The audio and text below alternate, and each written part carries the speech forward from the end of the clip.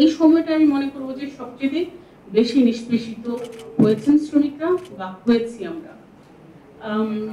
আপনাদের অনেকের মনে থাকবে যে 2006 সালে হচ্ছে গার্মেন্টস সেক্টরে সবচেয়ে বড় শ্রমিক আন্দোলন হয়। বহু বছরের ক্ষোভ নিয়ে শ্রমিকরা রাস্তায় নামে, অনেককে মারধর করা হয়, ওই সময় অনেক ফ্যাক্টরি ভাঙচুর হয় ইত্যাদি ইত্যাদি। তারই ওই সময় প্রথম 12 বছর পরে একটা মজুরি কমিটি ঘোষণা হয়। সেখানে রাতের আধারে কোনো ফেডারেশনকে বানিয়ে দিয়ে তাকে হচ্ছে মনোনীত করে ওই মজুরি কমিশনে বসিয়ে দেওয়া হয়, এবং শ্রমিকরা যেখানে আমরা দাবি করছিলাম যে 2500 টাকা মজুরি দরকার মাসে, সেখানে 1665 টাকা মজুরি দিয়ে হামলা করে ওটাকে বন্ধ করা হলো। তারই ধারাবাহিকতায় যখন শ্রমিকরা 2010-এ আবার নামলো, একজন শ্রমিক অধিকার কর্মী, আমি নিজে গার্মেন্টস শ্রমিক ছিলাম, আমি 12 বছর বয়সে কাজ শুরু করেছি, তো আমার জার্নি আজকে না, আরো 32-33 বছর আগে। তো যখন 2010-এ শ্রমিকরা আবার নামলো, স্বভাবতই আমরা শ্রমিকদের পাশে থাকবো। এই পাশে থাকার কারণে প্রথম যেটা করা হলো, আমার এবং আমার সহকর্মীদের বিরুদ্ধে 14টা মামলা করা হলো, অ্যারেস্ট করা হলো।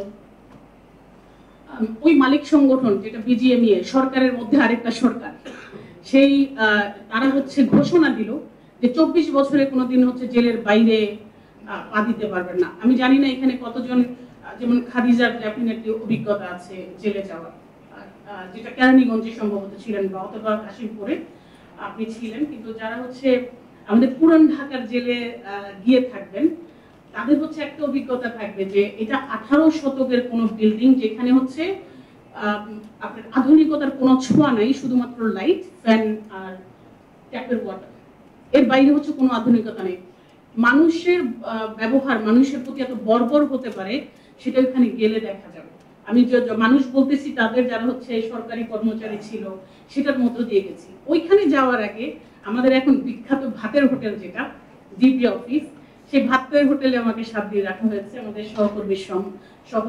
ঠিক একজন পুরুষ যারা হচ্ছে যে টেলিফোন ধরে বা ট্রান্সমিট করে তথ্য, তার পেছনে, চেয়ারের পেছনে 2 ফিট বাই 4 ফিট একটা জায়গার মধ্যে 7 দিন বসায় রাখা হয়েছে। নারীদের জন্য আলাদা কোনো সেল নেই, এবং তাদের যখন মনে হয়েছে তখনই হচ্ছে ডেকে জিজ্ঞাসাবাদ করা হয়েছে, কেন ভাঙচুর করাচ্ছেন, আপনি ওই আমেরিকান দালাল, আপনি ভারতের দালাল, আপনি অমুক দেশে হচ্ছে গার্মেন্টস নিয়ে যাচ্ছেন।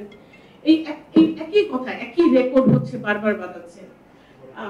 জিবিটি মনিরুল সাহেব ছিলেন, বা তখনকার যে ডিএমপি কমিশনার ছিলেন শহীদ হক, ওনাদের মতো মানুষরা আসলে হচ্ছে ইন্টারোগেট করত। মানে কত বড় সন্ত্রাসী ছিলাম চিন্তা করেন।